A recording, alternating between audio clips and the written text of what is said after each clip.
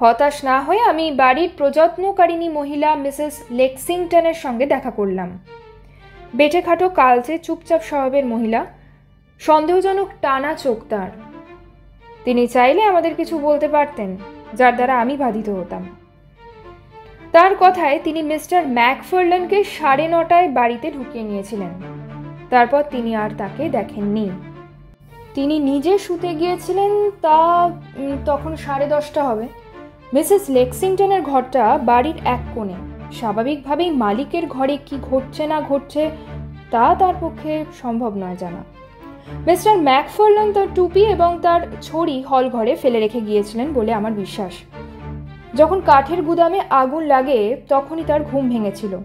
তিনি তখন জানতে পারেন তার মালিক খুন হয়েছেন। নমস্কার, গল্পের আসরিত মধুবন্তী চ্যানেলে সবাইকে জানাই স্বাগত। আশা করি আপনারা ভালো আছেন। আজ থাকছে আপনাদের জন্য স্যার আর্থার কনান ডয়েল রচিত শার্লক হোমসের একটি দুর্ধর্ষ গল্প, the adventure of the Norwood builder. Sir Arthur Conan Doyle. Sherlock হোমসের সৃষ্টিকর্তা হিসেবে তার পরিচিতি বিশ্বব্যাপী। এছাড়াও তিনি ছিলেন একজন স্বনামধন্য চিকিৎসক। তার অন্যান্য রচনার মধ্যে রয়েছে কল্পবিজ্ঞান, গল্প, নাটক, প্রেমের উপন্যাস, কবিতা, নন ফিকশন এবং ঐতিহাসিক উপন্যাস।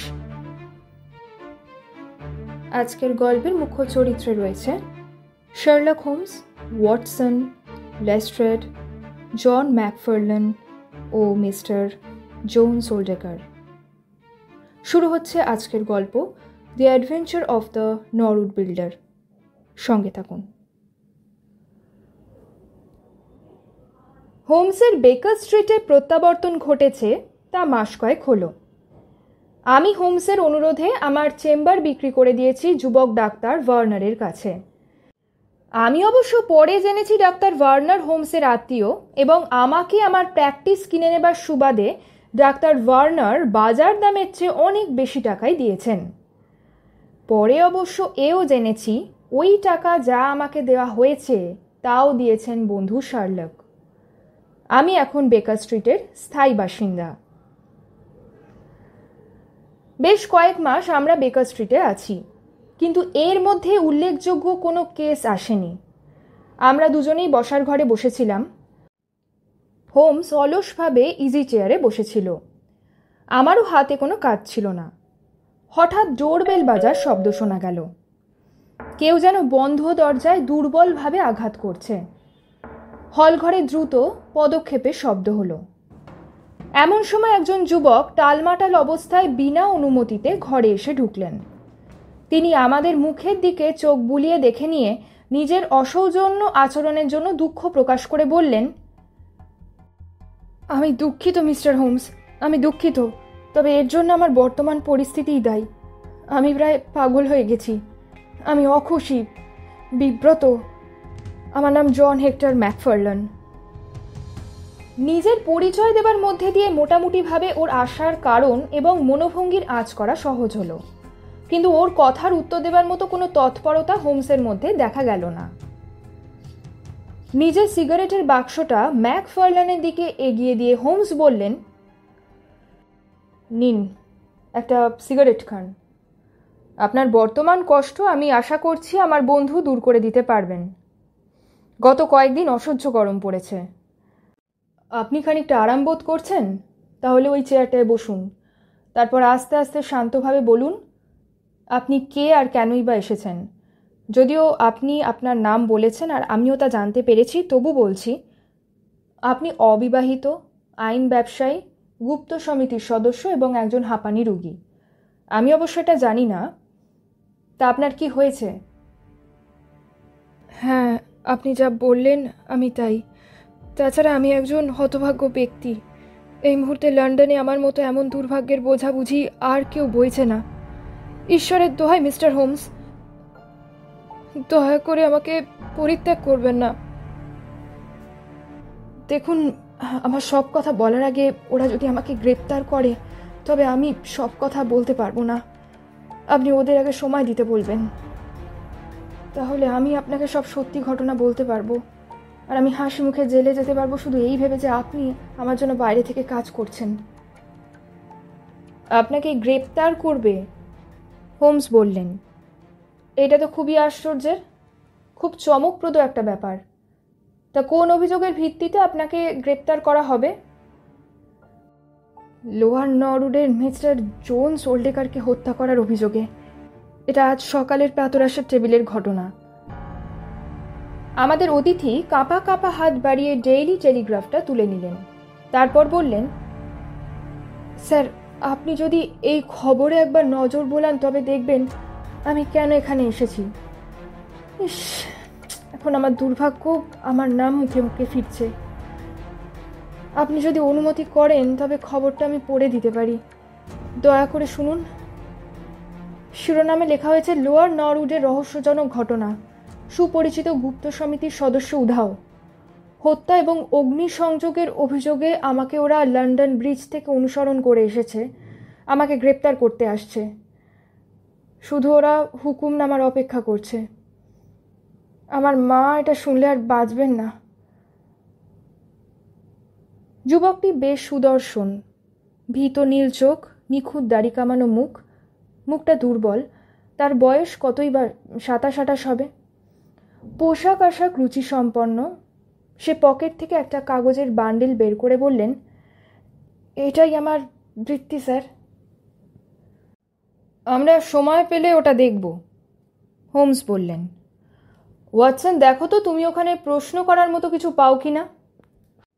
আমাদের মক্কেল যে বিবরণটা আমাদের সামনে উপস্থিত করলেন আমি তার অংশ বিশেষ পড়ে নিলাম। বিবরণটা এইরকম।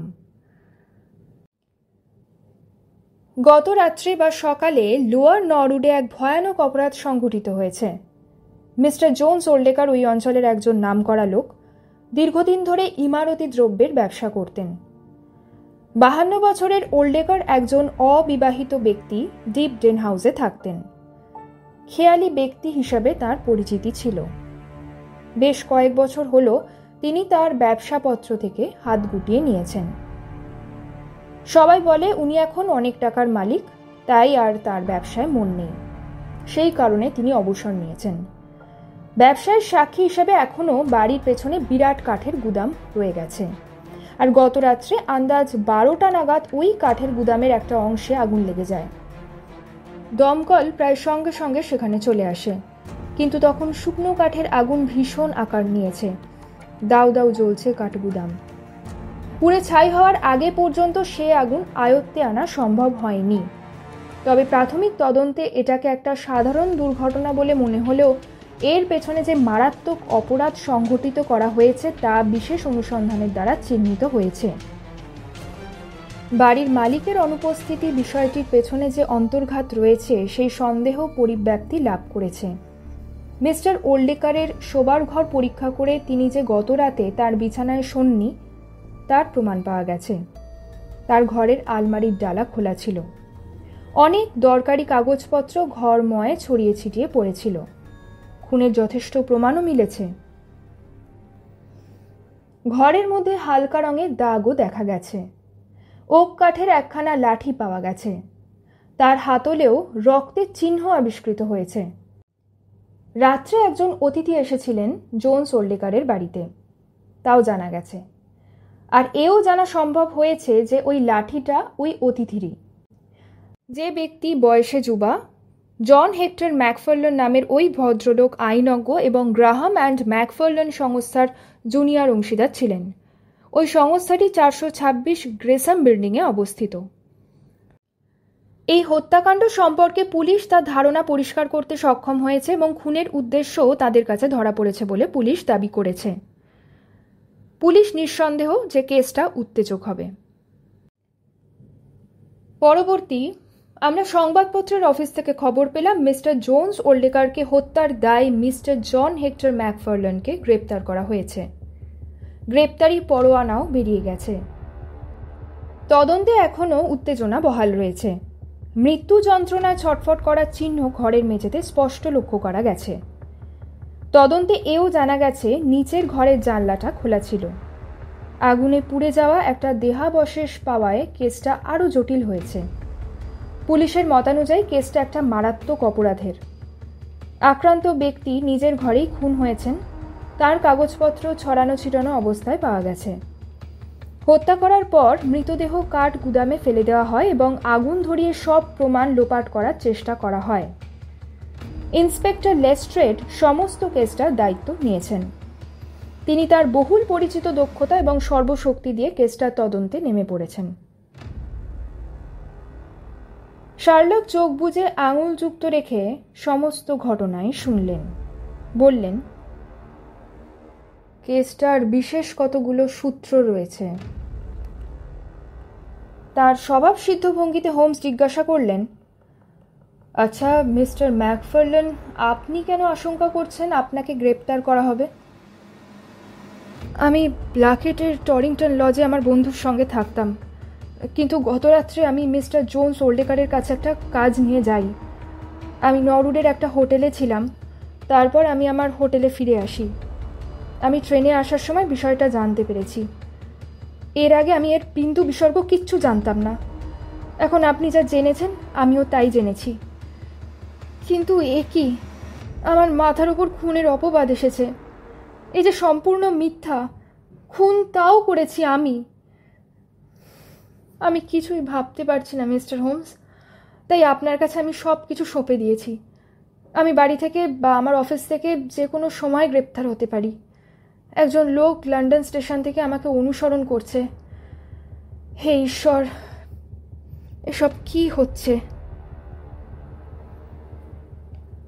দরজায় ঘন্টা বাজার শব্দ হলো। তারপর সিঁড়িতে ভারী বুটের শব্দ শোনা গেল। একটু পরেই আমাদের বন্ধু লেস্ট্রেডকে দরজায় দাঁড়িয়ে থাকতে দেখা গেল। তার কাঁধের ওপর থেকে আরও 2-1 উর্দি পরা পুলিশকেও দেখা গেল। তারা বাইরে রয়েছেন। মিস্টার জন হেক্টর ম্যাকফারল্যান, লেস্ট্রেড বললেন। লেস্ট্রেডের কথা শুনেই আমাদের হতভাগ্য মক্কেল ফ্যাকাশে মুখে উঠে দাঁড়ালেন। আমি আপনাকে লোয়ার নরউডের মিস্টার জোন্স ওল্ডেকারকে ইচ্ছাকৃতভাবে হত্যা করার দায় গ্রেপ্তার করছি। হতাশভাবে ম্যাকফারল্যান আমাদের দিকে তাকালেন এবং মনের দিক থেকে ভেঙে পড়ার মতো আবার চেয়ারে বসে পড়লেন।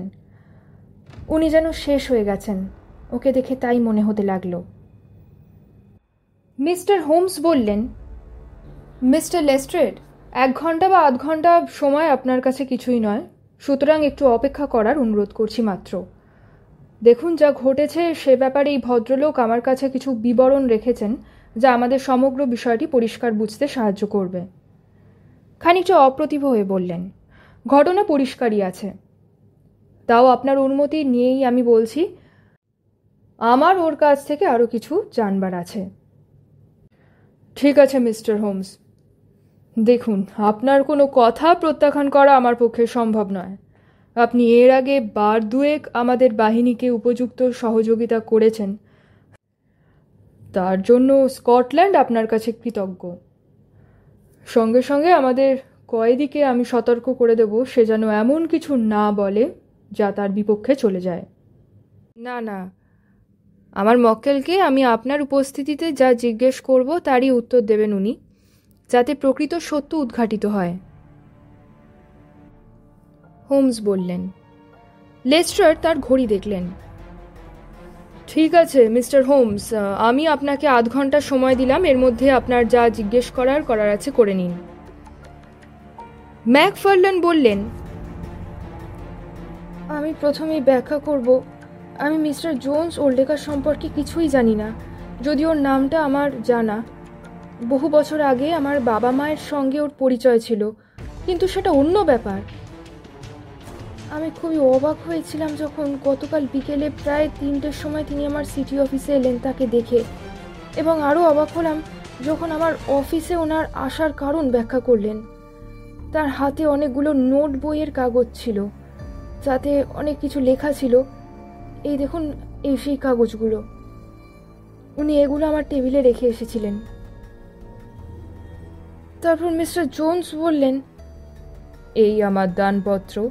আমি চাই মিস্টার ম্যাকফারল্যান তিনি এসবের প্রকৃত মালিক হন, আর এগুলো আইন মোতাবেক করতে হবে তোমাকেই। আর আমি ততক্ষণ এখানে থাকবো যতক্ষণ তুমি এই কাজে ব্যস্ত থাকবে। এরপর আমি ওনার দানপত্র প্রত্যয়িত নকল করলাম। এখন আপনারা আমার মতো নিশ্চয়ই অবাক হবেন, বিস্মিত হবেন যে উনি ওনার সমস্ত সম্পত্তির খানিকটা নিজের জন্য রেখে বাকি সবটার মালিকানা আমাকে দিয়ে দিয়েছেন। আমি অবাক হয়ে ওর মুখের দিকে তাকালাম, দেখলাম উনি আমারই দিকে তাকিয়ে আছেন। আমি তারপর ওনার সামনে ওর সমস্ত উইলটা পড়ে শোনালাম। তারপর আমি তার কাছের কারণ জানতে চাইলাম। উনি তখন আমার কৌতূহল নিরসন করতে বললেন, আমার 3 কুলে কেউ নেই, আর আমি তোমার বাবা মাকে চিনতাম, জানতামও তাদের খুব কাছ থেকে। সেই থেকে ওনার যা কিছু আছে তা সবই উপযুক্ত হাতেই পড়বে বলে জানিয়েছিলেন। আমি মিস্টার জোনসের কথা শুনে আর কি বলতে পারি বলুন? আমি শুধু তাকে ধন্যবাদ জানালাম। তারপর হুইলে যথারীতি সই সাবুত সবই হয়ে গেল। ক্লার্করা সাক্ষী ছিলেন, আর নীল কাগজের ওপরই লেখাজোখা হয়েছিল এসব রসিদপত্র। মিস্টার জোনস ওর লেখার আমাকে বললেন, দেখো, বাড়ির ব্যাপারে দলিল সম্পর্কে বন্ধকি কাগজপত্র আরও অনেক কিছু আছে যা আমি দেখলে বুঝতে পারবো, আর আমি সব কিছুর বিলি ব্যবস্থা না হওয়া পর্যন্ত শান্ত হতে পারবো না। এবং তিনি আমাকে তার নরউডের বাড়িতে ওই রাত্রে যাওয়ার জন্য বললেন এবং সঙ্গে উইলটাও নিয়ে যেতে বললেন। তাছাড়া তিনি আমাকে সতর্ক করে দিয়ে বললেন, দেখো বাবা, যতক্ষণ পর্যন্ত সব ঠিকঠাক না হচ্ছে ততক্ষণ তুমি তোমার বাবা মাকে একটা কথাও বলবে না। আমরা নাকি ওদেরকে চমকে দেব, এই আর কি। এ ব্যাপারে তিনি আমাকে দিয়ে প্রতিজ্ঞাও করিয়ে নিলেন। মিস্টার হোমস, আপনি নিশ্চয়ই কল্পনা করতে পারবেন আমি তার কোনো কথাই অমান্য করতে পারিনি, আর অমান্য করার তো কোনো প্রশ্নই ছিল না, কারণ তিনি আমার পৃষ্ঠপোষক। আমি বাড়িতে একটি টেলিগ্রাম পাঠিয়ে জানিয়ে দিলাম কাজের চাপ থাকায় কখন ফিরবো বলতে পারি না, কারণ মিস্টার ওল্ডেকার আমাকে রাত 9টায় ওর বাড়িতে খাবার নিমন্ত্রণ করেছিলেন, কিন্তু ওই সময় উনি বাড়ি ছিলেন না। আমি খানিক ইতস্তত ঘোরাঘুরি করলাম ওর বাড়িতে। প্রায় ওই আধ ঘন্টা পর উনি ফিরলেন। 1 মিনিট, হোমস বললেন। দরজাটা কে খুলে দিয়েছিল? একজন মধ্যবয়স্ক মহিলা, যিনি ওই বাড়ির প্রযত্নে ছিলেন বলে আমার মনে হয়। হ্যাঁ, উনি তাহলে আপনার নামটা বলেছেন? হ্যাঁ, ঠিক তাই, ম্যাকফারল্যান বললেন। ঠিক আছে, বলে যান। ম্যাকফারল্যান তার মুখ মুছছিলেন, তারপর আবার বলতে লাগলেন, আমি বসার ঘরে মহিলাকে দেখেছিলাম। সেখানে হালকা রাতের খাবার পরিবেশিত হয়েছিল। তারপর জোনস ওল্ডেকার আমাকে নিয়ে তার শোবার ঘরে গেলেন। সেখানে একটা বড় আলমারি ছিল। তিনি আলমারিটা খুললেন, তারপর একগাদা কী সমস্ত প্রমাণপত্রটত্র বের করলেন। তারপর দুজনে মিলে সেগুলো দেখতে লাগলাম। 11টা থেকে 12টার মধ্যে সেগুলোর ঝাড়াই মোছাই হলো। তিনি নিজেই আমাকে তার জানলার পথ দেখিয়ে দিলেন, যেটা সব সময় খোলা ছিল। ওদিকটা কি অন্ধকার ছিল? হোমস জিজ্ঞাসা করলেন। আমি এ ব্যাপারে নিশ্চিত কিছু বলতে পারবো না, তবে আমার মনে হয় আধা আলো আধারি গোছের ছিল, কিন্তু উনি কিন্তু জানলার কবাট সম্পূর্ণ মেলে ধরেছিলেন, এটা আমার বেশ মনে আছে। আমি আমার লাঠিটা কিন্তু যেখানে রেখেছিলাম সেখানে দেখিনি। তখন তিনি আমায় বললেন, কিছু মনে করো না বাবা, আমি তোমার জন্য অনেক লাঠির ব্যবস্থাই করতে পারবো। এরপর যখন তুমি আসবে আমি তোমার ছড়ি তৈরি রাখবো। যা হোক, আমি মিস্টার জোনসকে ছেড়ে গেলাম। তখন তার আলমারি খোলাই ছিল, আর কাগজগুলো প্যাকেট করা তার টেবিলের ওপরেই ছিল। অনেক রাত হওয়ায় আমি আর ব্ল্যাক খেতে ফিরতে পারলাম না, সুতরাং আমি আনারলে আমসে রাত কাটাতে বাধ্য হলাম। কিন্তু সকালে কাগজ পড়ার আগে পর্যন্ত এই ভয়ঙ্কর বিষয়টি আমার কাছে অজানাই ছিল। মিস্টার হোমসের পরে যদি আমাকে কিছু জিজ্ঞাসা থাকে তাহলে করুন, লেস্ট্রাড বললেন। বার কয়েক হোমস ভুরু কোঁচকালেন। তিনি খুবই চিন্তান্বিত হয়েছেন বোঝা গেল। ব্ল্যাকহেড বলতে তুমি নরওয়ে বোঝাচ্ছ তো? লেস্ট্রাড জিজ্ঞাসা করলেন। হ্যাঁ, হোমস বললেন। মিস্টার ম্যাকফারল্যান, আমার দুজন পুলিশ কনস্টেবল বাইরে 4 চাকার গাড়ি নিয়ে অপেক্ষা করছেন। ম্যাকফারল্যান বিধ্বস্ত অবস্থায় উঠে দাঁড়ালেন। আমাদের দিকে বিনীতভাবে তাকিয়ে আস্তে আস্তে ঘর থেকে বেরিয়ে গেলেন। লেস্ট্রেড ঘর ছাড়লেন না। হোমস দানপত্রের অপরিচ্ছন্ন বান্ডিলটা তুলে নিলেন এবং সেগুলো মন দিয়ে দেখতে লাগলেন। লেস্ট্রেড, এর মধ্যে কিছু সূত্র আছে কি, তাই না? কাগজগুলো হোমস লেস্ট্রেডের দিকে এগিয়ে দিলেন। অস্থিরভাবে লেস্ট্রেড সেগুলোর দিকে দৃষ্টি দিলেন। তারপর বললেন, আমি প্রথম কয়েকটা লাইন পড়তে পারলেও বাকি অংশ আমি ঠিক পড়তে পারিনি। যা পড়লেন তাতে কি মনে হলো? আপনার কি মনে হয়? আমার মনে হয় লেখাটা ট্রেনের কামরায় বসে লেখা হয়েছে। এর ভালো লেখাটা গাড়ি যখন স্টেশনে দাঁড়িয়েছিল তখনকার লেখা, আর খারাপ লেখাটা চলন্ত গাড়ির ভেতরে বসে লেখা হয়েছে। আর খুব খারাপ লেখাটা শহরতলির লাইনে কোনো পাড়ায় বসে লেখা। তার সমস্ত দানপত্রটার মধ্যে দিয়ে তার ভ্রমণ পথে নিদর্শন লাভ করা যায়। ট্রেনটি ছিল দ্রুত গতির ট্রেন। নরউড এবং লন্ডন ব্রিজের মধ্যে ট্রেনটা একবারই থেমেছিল। হোমসের কথা শুনে লেস্ট্রেড হাসতে লাগলেন। সত্যি মিস্টার হোমস, আপনার উপস্থিত ইঙ্গিত দেখে আমার হাসি পায়। আর আপনার রেল ভ্রমণের কাহিনীর সঙ্গে এই কেসের কি সম্পর্ক আছে তা বলতে পারেন? ম্যাকফারল্যান যে কথা বলেছেন তার সঙ্গে এর সঙ্গতি আছে বইকি। সে তো বলেছে জোন্স ওল্ডেকার গতকাল তার ভ্রমণ পথেই এই দানপত্র রচনা করেছিলেন। সত্যি এটা অদ্ভুত, তাই না?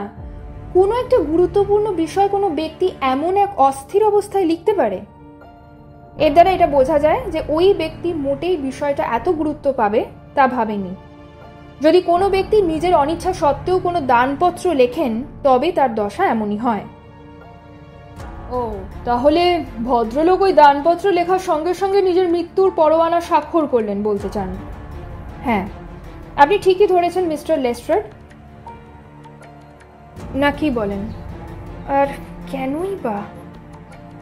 কেন, আপনার অন্য কিছু মনে হচ্ছে নাকি? হ্যাঁ, তাও হতে পারে, কিন্তু কেসটা এখন আমার কাছে পরিষ্কার নয়। পরিষ্কার নয়? এটা যদি পরিষ্কার নয় তবে পরিষ্কারটা কি? একজন যুবক, সে জানলো হঠাৎ তার সৌভাগ্য লাভ হচ্ছে, সে তখন কি করবে? সে তখন তো কাউকে কিছু বলবে না। সে তার মক্কেলের বাড়ি গেল একটা ছুতো ধরে এবং সেই রাত্রেই সে ততক্ষণই অপেক্ষা করলো যতক্ষণ না বাড়ির অপর ব্যক্তি ঘুমিয়ে পড়েছে। এরপর বাড়ির কর্তাকে একা পেয়ে সে তাকে খুন করলো। তারপর তার দেহ জ্বালিয়ে দিল, আর জ্বালালো কোথায়? গুদামজাত কাঠের স্তূপে আগুন ধরিয়ে দিয়ে। তারপর পাশের এক হোটেলে চলে গেল। ঘরের মধ্যে এবং ছড়িতে রক্তের দাগ তারই প্রমাণ। এটা একটা ঠান্ডা মাথায় খুনের ঘটনা। এটা নিষ্ঠুরতার চরমতম নিদর্শন হয়ে থাকবে হোমস। আর তারপর খুনি ভাবলো বাড়িটা যদি গায়েব করা যায় তাহলে সব সূত্র লোপাট হয়ে যাবে। ব্যাস, আর তাকে ধরে কার সাধ্য? যে সমস্ত তথ্য পাওয়া গেছে তাতে ম্যাকফারল্যানই যে প্রকৃত খুনি, জঘন্য খুনি, সে বিষয়ে সন্দেহের কোনো অবকাশই নেই। বিষয়টা যত তুচ্ছই হোক না কেন তবু এটা আমার মনে রেখাপাত করেছে, হোমস বললেন। তবে মিস্টার লেস্ট্রেড, আপনি নিশ্চয়ই আপনার বিরাট অভিজ্ঞতা থাকলেও যেন কল্পনার জগতের চিন্তার সঙ্গে গুলিয়ে ফেলবেন না। আচ্ছা, আপনি ভাবুন তো, যদি আপনি ম্যাকফারল্যানের জায়গায় হতেন তাহলে কি আপনি উইল তৈরির কারণটাকে পাথেয় করে কোনো অপরাধ সংঘটিত হতে দিতেন না করতেন? সেটা কি আপনার চিন্তার বিপজ্জনক হতো না? এও ভাবুন, যে বাড়িতে আপনি এসেছেন চাকর আপনাকে ঘরে ঢুকিয়ে নিয়েছে, তখন কি আপনি সেই বাড়ির কর্তাকে কোনো অজুহাতে হত্যা করতেন যিনি আপনাকে বিরাট সৌভাগ্যের অধিকারী করেছেন? আবার হত্যা করার পর তার দেহটাকে একটা এমনইভাবে গোপন করতে গিয়ে জ্বালিয়ে দিতেন না পুড়িয়ে ভস্মীভূত করার প্রয়াস পেতেন? আরও দেখুন মিস্টার লেস্ট্রেড, হত্যাকারী কি তার দোষ প্রমাণের জন্য তার রক্তমাখা লাঠিটা ওখানে ফেলে রাখবে, যে মৃতদেহ জ্বালিয়ে প্রমাণ লোপাটের চেষ্টা করছে? আবার আপনি ছড়িটার কথা বলছেন মিস্টার হোমস। উত্তেজনার মুহূর্তে হত্যাকারীরা অনেক গুরুত্বপূর্ণ জিনিস ভুলক্রমে ফেলে রেখে যায়, কোনো শান্ত মাথার লোক যেটা এড়িয়ে যায়। এক্ষেত্রে হত্যাকারী একবার ঘর ছেড়ে বেরিয়ে আসার পর আর ভয় ওই ঘরে ঢোকেনি, আপনি নিশ্চয়ই এটা স্বীকার করবেন যে পুরো ঘটনাটির মধ্যে কোনো সুসামঞ্জস্য নেই। ঠিক আছে, আপনারা এবার আমায় অন্য তথ্য দিন যা এই কেসের পক্ষে উপযুক্ত হবে। তথ্য চাইছেন? আমি তো এই মুহূর্তে 8 ডজন তথ্য দিতে পারি। এই ধরুন না, বৃদ্ধ লোকটা তার গুরুত্বপূর্ণ দলিলটা দেখালেন। একজন দুষ্কৃতী জানলা পথে সেই বিষয়টা দেখল। সে জানলাটি আলো আঁধারির মধ্যে ছিল এবং আধ খোলা রয়েছে অনেকক্ষণ ধরে। কোনো সময় এক সুযোগ বুঝে ধূর্ত লোকটা ঘরের মধ্যে ঢুকে গেল। সেই লাঠিটা তুলে নিল যেটাকে সে বহুক্ষণ ধরে দেখে রেখেছিল। এবার ওল্ডেকারকে হঠাৎ আঘাতে পর্যদস্তু করল, তারপর মৃতদেহ পোড়ানোর ব্যবস্থা করে চলে যায়। আচ্ছা, ওই দুষ্কৃতী দেহটা পোড়ালো কেন? তাহলে এক্ষেত্রে ম্যাকফার্লানের এই হত্যাকাণ্ডে কি ভূমিকা থাকে? কিছুই নয় নিশ্চয়ই। প্রমাণপত্র লোপাট করার জন্য? সম্ভবত যে কোনো সাধারণ হত্যা হিসেবে সব উড়িয়ে দিতে চেয়েছিল। যাক মিস্টার হোমস, আপনি আপনার দুষ্কৃতি নিয়ে থাকুন আর আমরা আমাদের কয়েদি নিয়ে। ভবিষ্যৎ বলবে কে ঠিক আর কে ঠিক নয়। মিস্টার হোমস, আর একটা জিনিস দেখুন, টেবিলের কাগজগুলো কেউ সরায়নি, অথচ ওর কাছে এগুলো খুবই জরুরি ছিল নাকি, যেহেতু সেই তো উত্তরাধিকারী।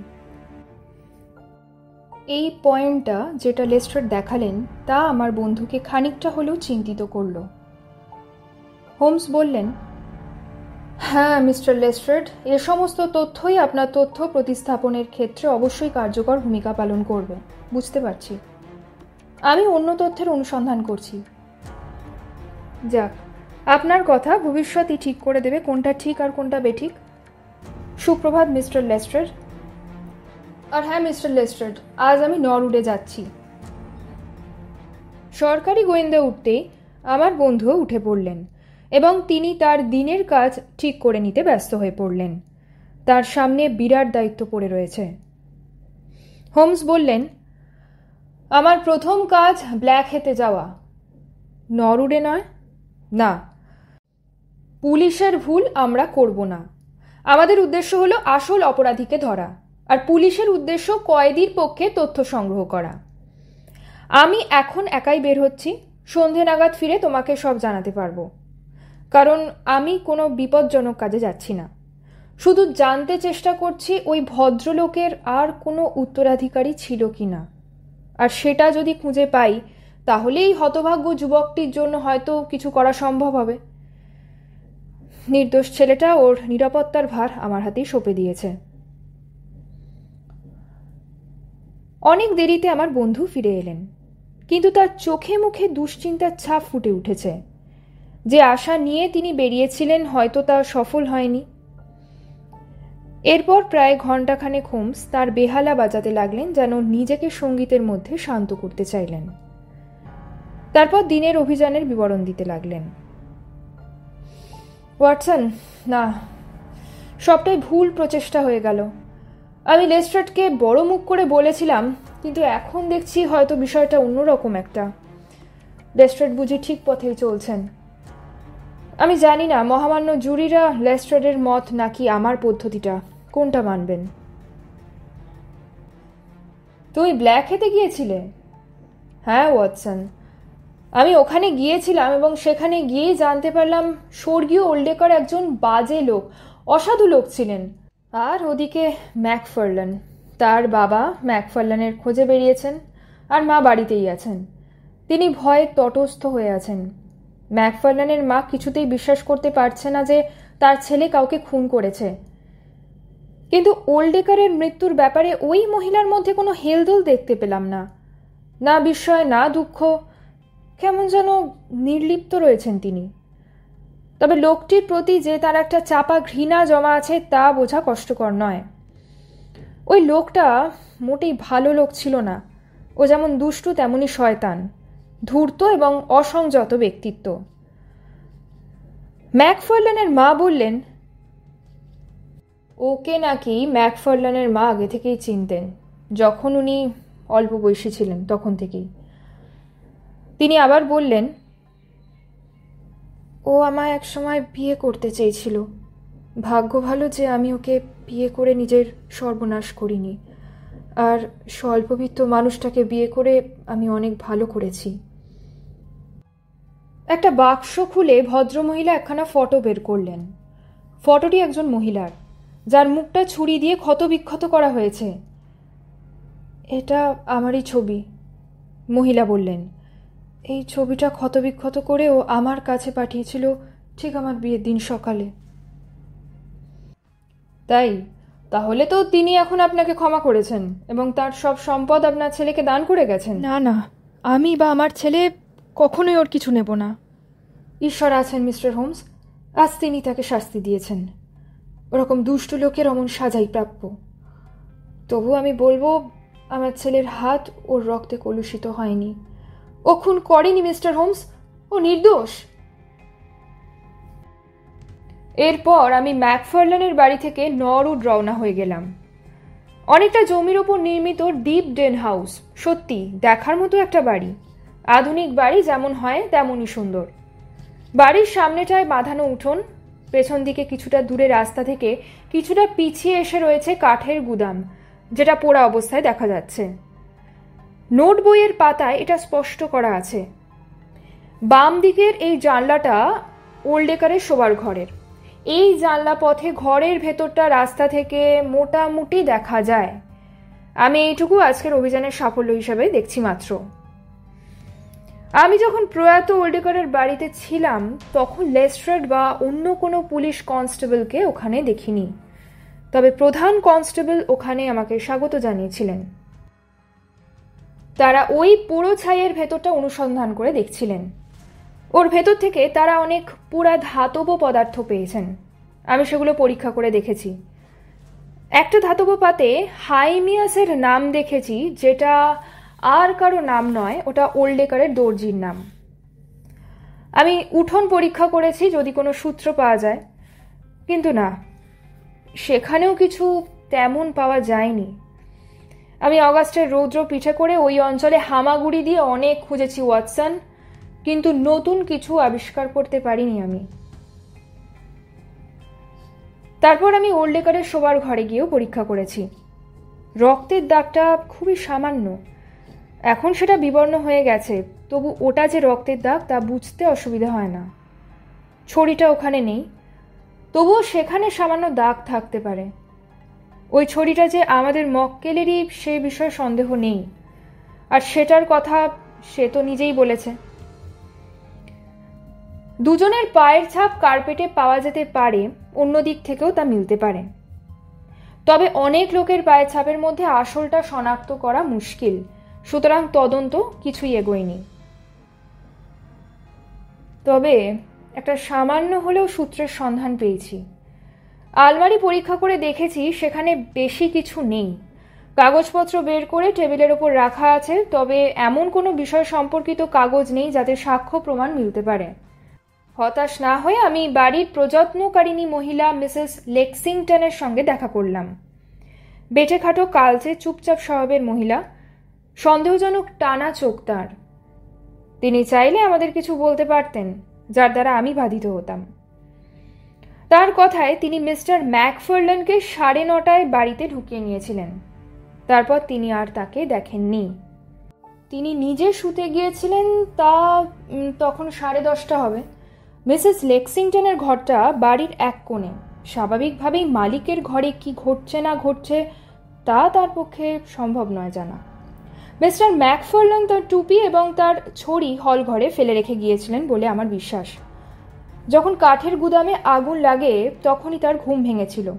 তিনি তখন জানতে পারেন তার মালিক খুন হয়েছেন। আচ্ছা মিসেস লেক্সিংটন, তার কি কোনো শত্রু ছিল? কি করে বলি বলুন তো, প্রত্যেক মানুষেরই তো শত্রু থাকে, তবে আমার মালিক সব কিছু তো নিজের কাছে গোপন রাখতেন। একমাত্র দরকার ছাড়া তিনি কারোর সঙ্গে কথা বলতেন না। তিনি আবার বললেন তিনি কতগুলো বোতাম পেয়েছিলেন এবং ওই বোতামগুলো ওর যে রাতের পোশাক পরা ছিল তাতেই লাগানো ছিল। ওই কাঠ গুদামটি খুবই নোংরা জায়গা, প্রায় মাসখানেক হলো বৃষ্টিও হয়নি, সব পুড়ে ছাই হয়ে গেছে। তিনি সেখানে গিয়ে কোনো কিছুই অক্ষত অবস্থায় দেখতে পাননি, শুধুই আগুনের লেলিহান শিখা ছাড়া। তবে মিসেস লেক্সিংটন আবার বললেন, আমি এবং আমার জন্যই দমকলের লোকেরা পোড়া মাংসের গন্ধ পেয়েছিলাম, কিন্তু কোনো কাগজপত্র পুড়তে দেখিনি। সুতরাং প্রিয় ওয়াটসন, এখন এটা আমার অকৃতকার্যতা নিদর্শন। তবু এখন আমি জানি এটা অন্যায়। আমি এটা হাড়ে হাড়ে বুঝেছি। তবু আমার বিশ্বাস এই হাউসকিপারটাই সব জানে। তার চোখ সেই কথাই বলছিল। এর থেকে বুঝতে পারছি ওর মধ্যে অপরাধ প্রবণতাও রয়েছে। আর বাড়তি কোনো কথা ওই মহিলার সঙ্গে হয়নি। কিন্তু ওয়াটসন, আমার যা মনে হয় একদিন নরউডের মানুষই এর বদলা নেবে। আমি খোলা চোখে দেখতে পাচ্ছি, আর আমি ভবিষ্যৎবাণীও করছি। তা ঠিক, আমি বললাম, মানুষের সিদ্ধান্ত জুরিদেরও উপরে। তবে এটা একটা বিপজ্জনক ব্যাপার ওয়াটসন। তুমি সেই রবার্ট স্টিভেনের ভয়ঙ্কর হত্যার কথা স্মরণ করো, সেই যে 87 সালে আমাদের ওপর দায়িত্ব দিচ্ছিল তাকে ছাড়ানোর ব্যাপারে। হ্যাঁ, মনে পড়েছে বটে। যদি আমরা অন্য কোনো তথ্য হাজির করতে পারি তাহলে ম্যাকফার্লান শেষ হয়ে যাবে। আপাত প্রমাণে ম্যাকফার্লান দোষী প্রমাণিত, কিন্তু যদি আরও তথ্য তালাশ করা যায় তাহলে হয়তো বা নতুন কোনো বাঁচার রাস্তা পাওয়া গেলেও যেতে পারে। এখন একটাই রাস্তা, ওই কাগজপত্রের মধ্যে দিয়ে এমন একটা পথ বের করতে হবে যাতে আবার নতুন করে তদন্ত শুরু করা যায়। ওই যে ব্যাংকের বই, দেখো, ব্যাংকের বইতে জমার অঙ্ক কম থাকা সত্ত্বেও একটা বিরাট অঙ্কের চেক কাটা হয়েছিল। ওই চেকটা কাটা হয়েছিল মিস্টার কর্নেলিয়াসের নামে এবং 1 বছর আগে। একজন বন্ধ কারবারি এইভাবে টাকা লেনদেন করতেন। তবে কি ওই ভদ্রলোকের এ ব্যাপারে কোনো হাত ছিল? কর্নেলিয়াস যে একজন দালাল, কিন্তু তার সঙ্গে ওই অঙ্কের টাকার লেনদেন হয়নি বলেই মনে হয়। তাহলে এখন আমাকে সেই ব্যাংকের কর্মী ভদ্রলোক যিনি ওই চেক ভাঙিয়েছিলেন তার সঙ্গে যোগাযোগ করতে হয়। কিন্তু আমার ভয়ে ইতিমধ্যে যদি লেস্ট্রেড আমাদের মক্কেলকে ফাঁসিতে ঝুলিয়ে দেয়, আর সেটা স্কটল্যান্ড ইয়ার্ডেরই জয় হবে। আমি জানি না ওই রাত্রে শার্লক কতক্ষণ ঘুমিয়েছিলেন। আমি সকালে প্রাতরাশের টেবিলে তাকে বেশ বিষণ্ণ এবং অস্থির দেখলাম। তার উজ্জ্বল চোখ যেন আরও বেশি উজ্জ্বল হয়েছে, যার চারিদিকে কালো ছাপ। তার চেয়ারের একপাশে সিগারেটের টুকরোয় ভরে উঠেছে ছাইদানিটি। সকালের খবরের কাগজ রয়েছে পাশে পড়ে। টেবিলের ওপর একটা টেলিগ্রাম খোলা পড়ে আছে। আমাকে দেখেই ওর প্রথম প্রশ্ন, তুমি এখন এটা দেখে কি ভাবছো ওয়াটসন? টেলিগ্রামটা এসেছে নরউড থেকে। সেখানে লেখা, গুরুত্বপূর্ণ প্রমাণ হাতে এসেছে, ম্যাকফার্লানের অপরাধ প্রমাণিত, এবার এই কেস আপনি পরিত্যাগ করুন, লেস্ট্রেড। এটা তো ভয়ঙ্কর মনে হচ্ছে হোমস। এটাতে লেস্ট্রেডেরই জয় সূচিত হচ্ছে। একটা তিক্ত হাসির রেখা দেখা গেল হোমসের মুখে। হয়তো এটা তার কেসটা থেকে হাত গুটিয়ে নেবার জন্য হতে পারে, আবার এই বক্র হাসির অন্য কোনো অর্থ হতে পারে যে এবার কেসটা তদন্ত অন্যভাবে হবে, যে দিকটা লেস্ট্রেডের চোখে ধরা পড়েনি। হোমস বললেন, নাও প্রাতরাশটা খাওয়া শেষ করে চলো আমরা একসঙ্গে বেরিয়ে পড়ি, দেখি কি করা যায়। আর তুমি তো জানো তোমার সঙ্গ এখন দরকার হতে পারে, আজ তোমার সমর্থনও দরকার হবে। হোমস সকালের খাবার খেলেন না, এটা আমার জানা। বিশেষ উত্তেজনাকর পরিস্থিতিতে উনি কিছুই খান না, এবং এতে করে তার খাদ্যাভাবে শরীর দুর্বলও হয় না বা জেদও কমে যায় না। যাই হোক, আমরা নরউড রওনা হয়ে গেলাম। আমরা দেখলাম ডিপডেন হাউস ঘিরে মানুষের ঢল নেমেছে। বাড়ির প্রবেশদ্বারের কাছে লেস্ট্রেডের সঙ্গে আমাদের দেখা হয়ে গেল। জয়ের আনন্দে তিনি ডগমগ। বললেন, কি আসুন মিস্টার হোমস, আপনি কি আমার প্রমাণকে ভুল প্রমাণ করার কিছু পেলেন? আর আপনি আপনার সূত্র পেয়েছেন নাকি? আমি এখন কোনো সিদ্ধান্তে আসতে পারিনি লেস্ট্রেড। আচ্ছা, কিন্তু আমরা গতকালই আমাদের সিদ্ধান্ত পাকা করে ফেলেছি এবং এটা সত্যই প্রমাণিত হয়েছে।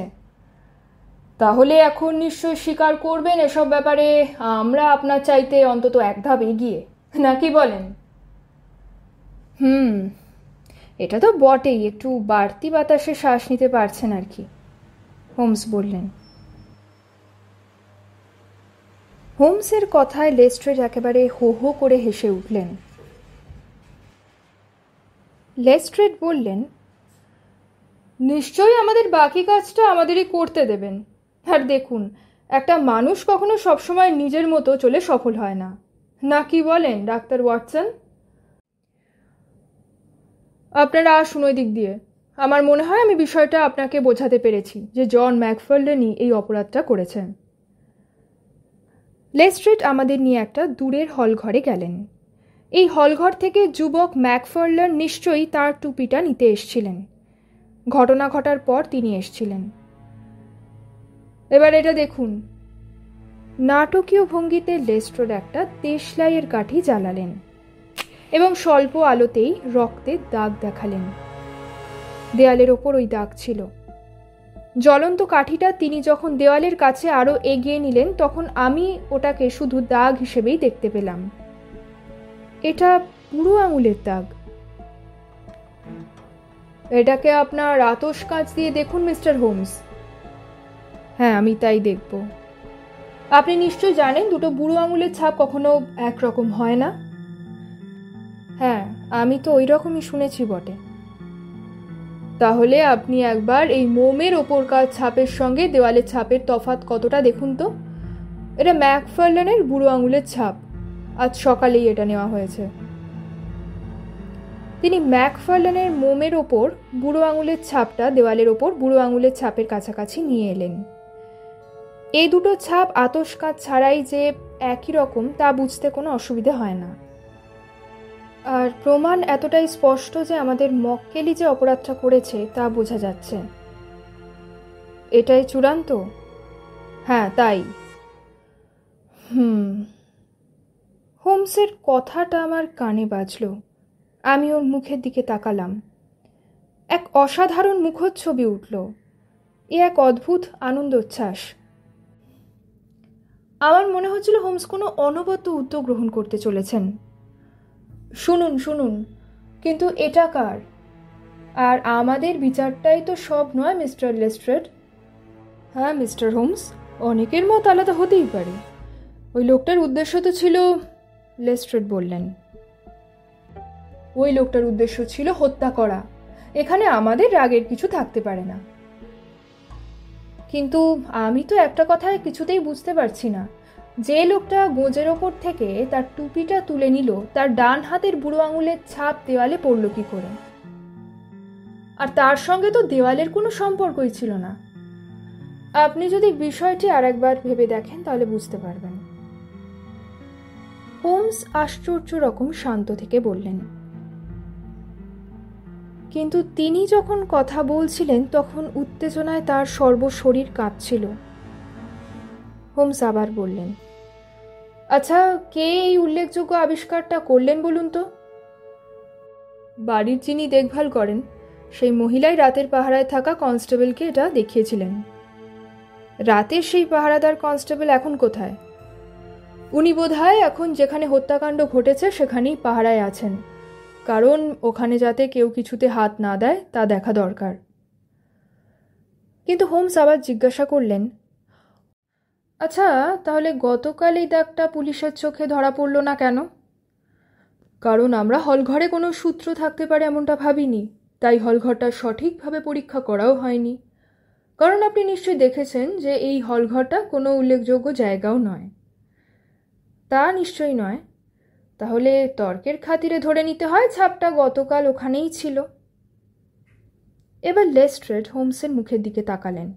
তারপর বললেন, তবে কি আপনি মনে করছেন ম্যাকফার্লেন জেল থেকে বেরিয়ে এসে এই ছাপ এঁকে দিয়ে গেছে? আরে না না, এ ছাপ যে ওর সে বিষয়ে কোনো সন্দেহ আমি করছি না।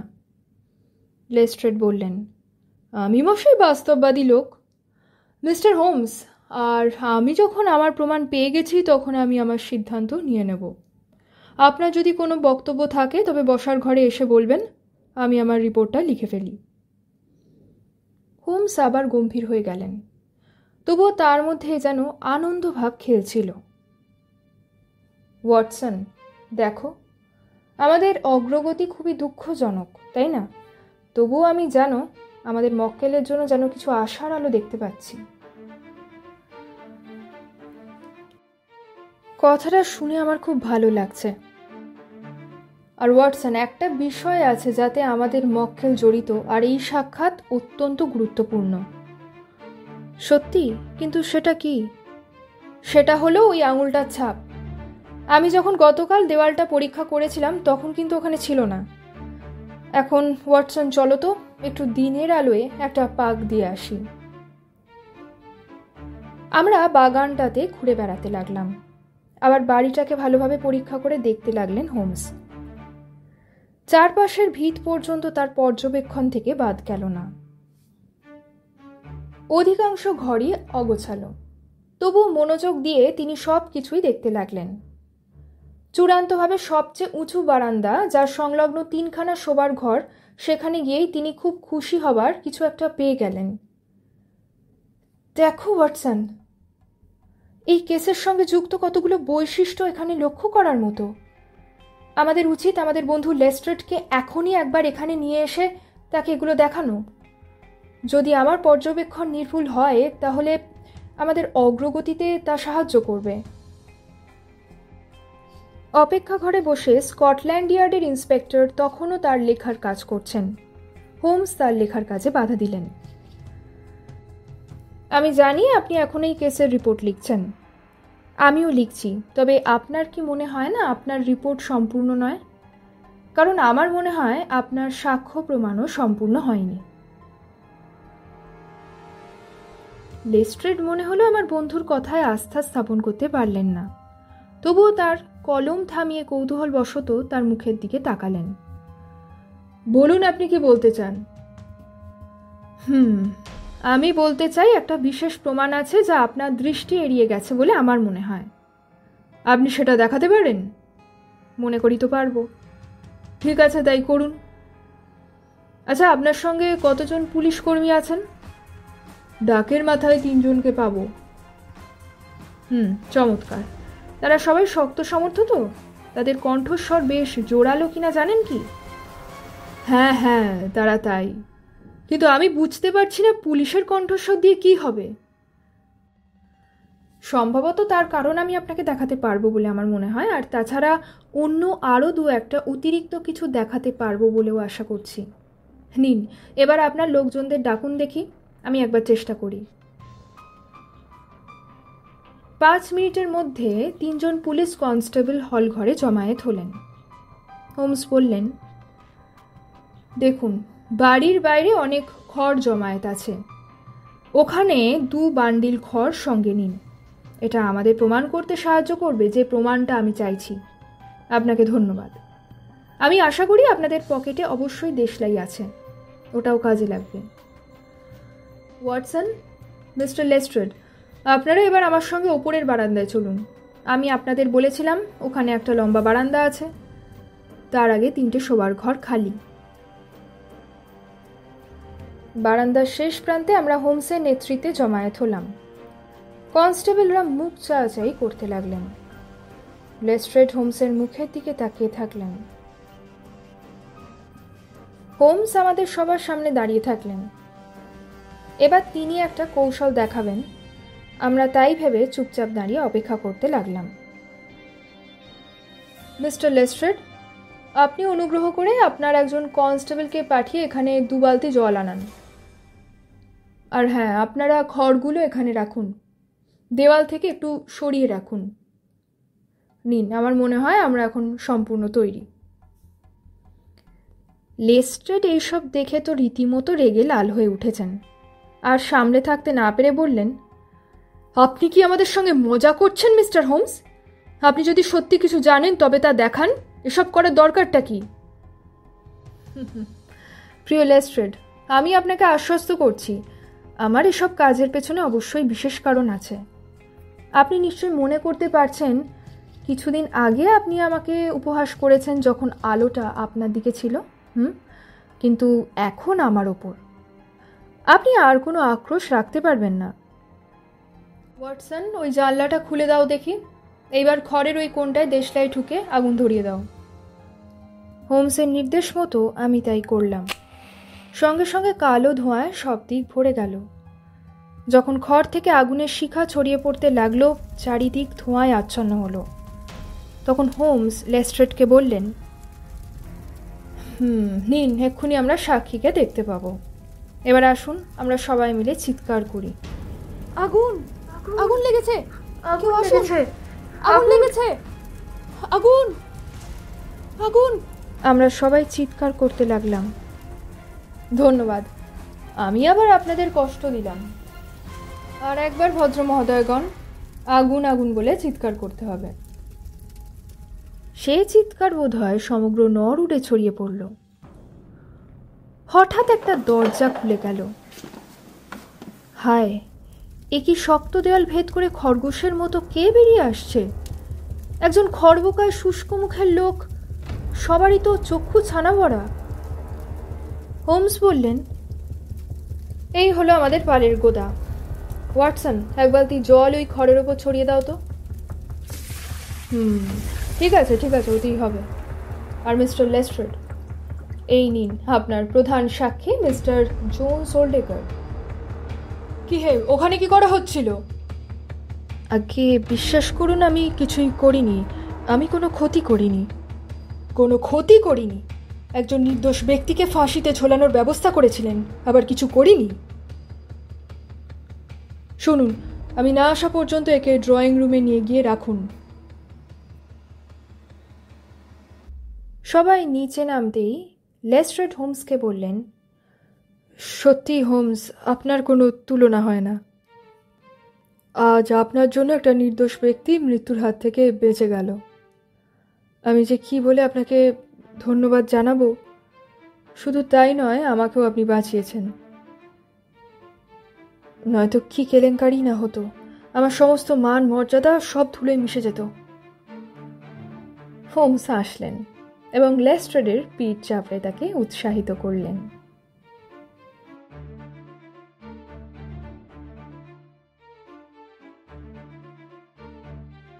শেষ হলো আজকের গল্প the adventure of the Norwood builder, রচনা স্যার আর্থার কনান ডয়েল। গল্প পাঠ এবং সমগ্র পরিচালনায় আমি মধুবন্তী।